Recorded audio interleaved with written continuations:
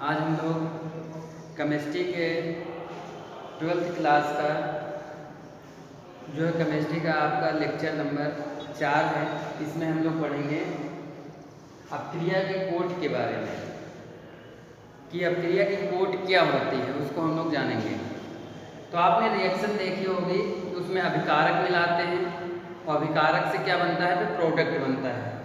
पहले उसको समझ लेते हैं। जैसे ये आपने यहाँ पे ए मिलाया और क्या मिलाया, बी मिलाया, और क्या हो गया आपका, बन गया ए बन गया या ए बी बन गया, या यहाँ पे हम लिख सकते हैं आपका सी प्लस डी बन गया। ये क्या हो गया, प्रोडक्ट हो गए। कल हम लोगों ने पढ़ा। यहाँ पे क्या है, रिएक्टेंट हो गया। तो रिएक्टेंट से हम क्या बनाते हैं, प्रोडक्ट बनाते हैं। तो ये जो रिएक्टेंट है तो इसकी कोट क्या है, ये कितने मोल हैं, इसके बारे में पढ़ना। अगर ये 2 मोल है, ये 1 मोल है, तो कितने मोल हो जाएंगे, 3 हो जाएंगे ना। तो इसका मतलब ये 2 कोटि है, इसका 1 कोटि है, तो ये कितने, तीसरी कोट की हो जाएगी। ये बात समझ गए।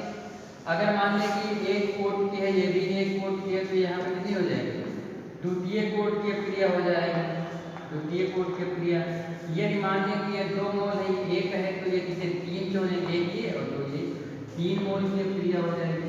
इसी के बारे में हम पढ़ेंगे कि अपक्रिया की कोट कितनी होगी, मतलब रिएक्शन जो होती हैं तो उसमें उसकी कोट कितनी होती है, उसको हम लोग जानेंगे। तो उससे पहले हम लोग देखते हैं कि अपक्रिया की कोट क्या है। इससे पहले वाले वीडियो में हम लोगों ने पढ़ा था अपक्रिया की कोट के बारे में, बेसिक कुछ जानकारी मिली थी। और उससे पहले अपक्रिया का वेग पढ़े हम लोग, और वेग स्थिरांक पढ़े, रासायनिक बलगति होता क्या है उसको पढ़े, टक्कर का सिद्धांत पढ़े, संकीर्ण ऊर्जा पढ़े। फिर ये लोग हम लोग पढ़ेंगे अपक्रिया का वेग। तो अपक्रिया के वेग के बाद हम लोग पढ़ेंगे कि अपक्रिया की कोट क्या है।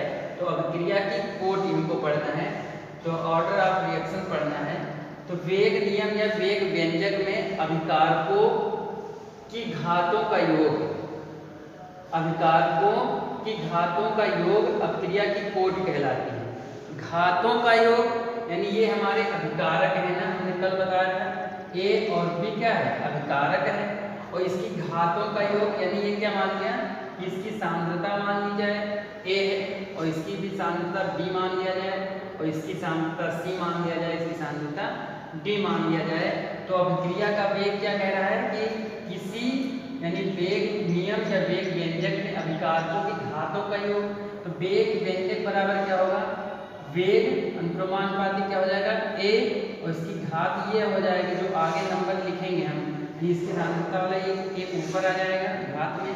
तो ए की घात ए स्मॉल ए, और फिर बी की घात स्मॉल बी हो जाएगी। इतनी बात समझ में आई।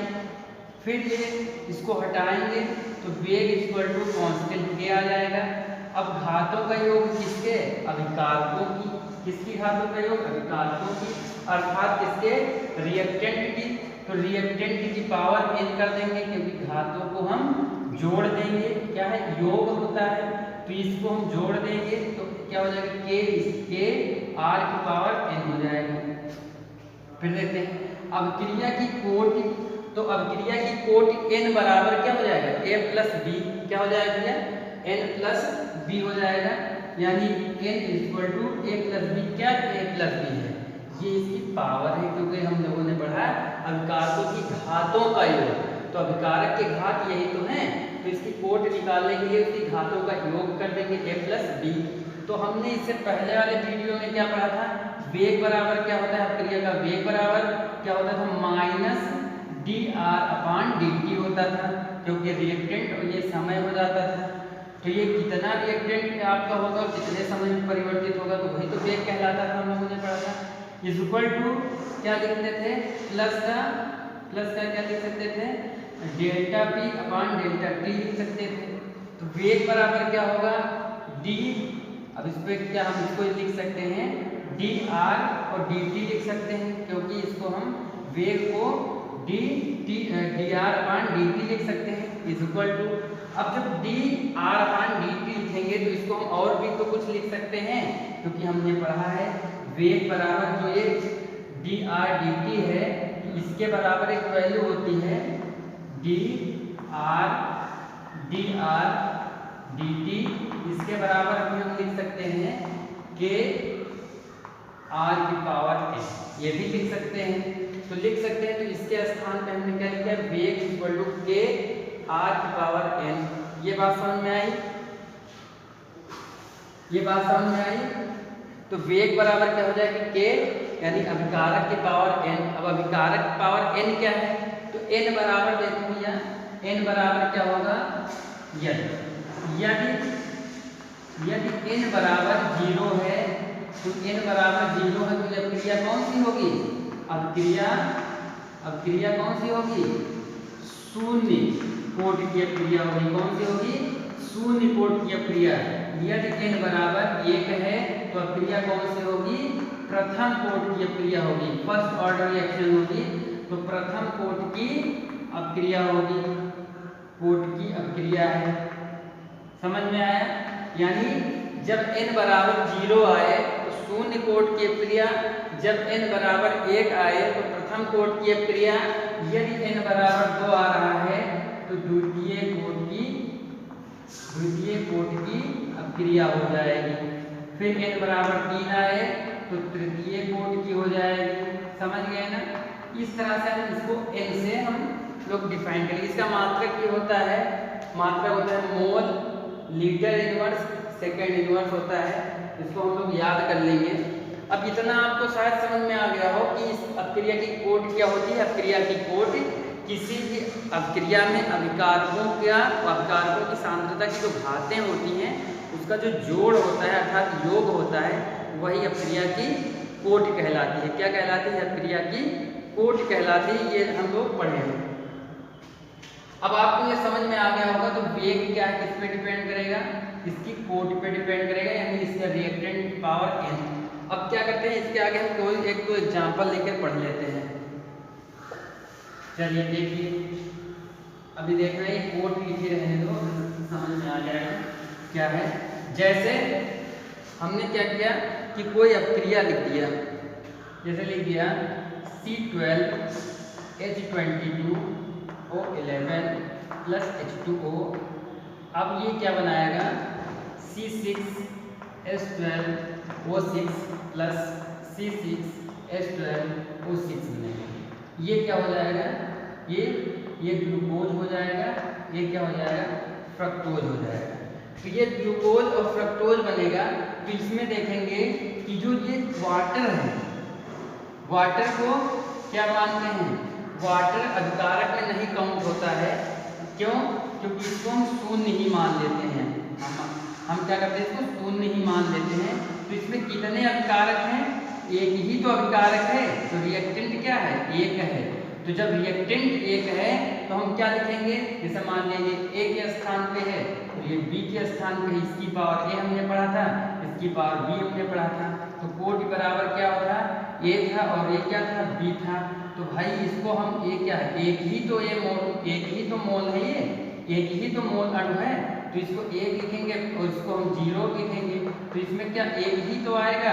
तो n बराबर क्या आएगा, n बराबर क्या आएगा, 1 आएगा। तो जब n बराबर 1 आएगा तो हम लोग क्या कहेंगे, जब n बराबर 1 आएगा तो हम लोग क्या कहेंगे, प्रथम कोटि क्रिया। क्या कहेंगे, प्रथम कोटि क्रिया। तब हम लोग समझ गए कि ये रिएक्शन जो हमारी है ये प्रथम कोटि क्रिया के अंतर्गत आती है। समझ गए, ये कहाँ आती है, प्रथम कोटि क्रिया के अंतर्गत आती है। फिर हम लोग समझेंगे दूसरी अपक्रिया, जैसे 2NO प्लस O2।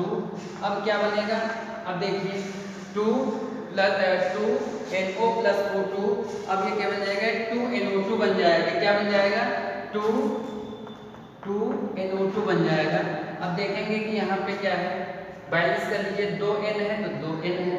O कितने हैं, यहाँ 2 से इसको गुणा करेंगे, 2 ऑक्सीजन मतलब 4 है, तो 2 दूना 4 ऑक्सीजन है। तो यहाँ पे देखेंगे कितने, इसकी कोट कितनी है, इसके आगे वाले को हम लिखते थे ये वाला A प्लस ये B और ये B, ऐसे तो लिखते थे। तो इसको जोड़ देते थे ना। तो यहाँ पे 2 है और यहाँ पे क्या है, एक अणु तो है ही, तो 1 है तो ये क्या 3 हो गया। तो इसकी कोट क्या होगी, अपक्रिया की कोट क्या होगी, क्योंकि n बराबर 3 आया है। तो जब n बराबर यहाँ पे हमने लिखा था कि जब 3 आएगा तो कोटि इसकी क्या होगी, तृतीय कोटि हो जाएगी, कोटि 3 हो जाएगी। समझ गए, कोटि कितनी हो जाएगी, 3 हो जाएगी। लेकिन इसमें अणु की बात पूछें, आणविकता, तो आणविकता क्या होती है, आणविकता क्या होती है, अणुओं की संख्या। तो भैया यहाँ पे 2 अणु हैं और यहाँ पे 1 अणु है, तो इसमें कितने अणु हैं, 3 हैं। इसमें आणविकता कितनी है, 3 है। इसमें आणविकता कितनी है, 3 है। इस तरह से हम लोग समझ लेंगे।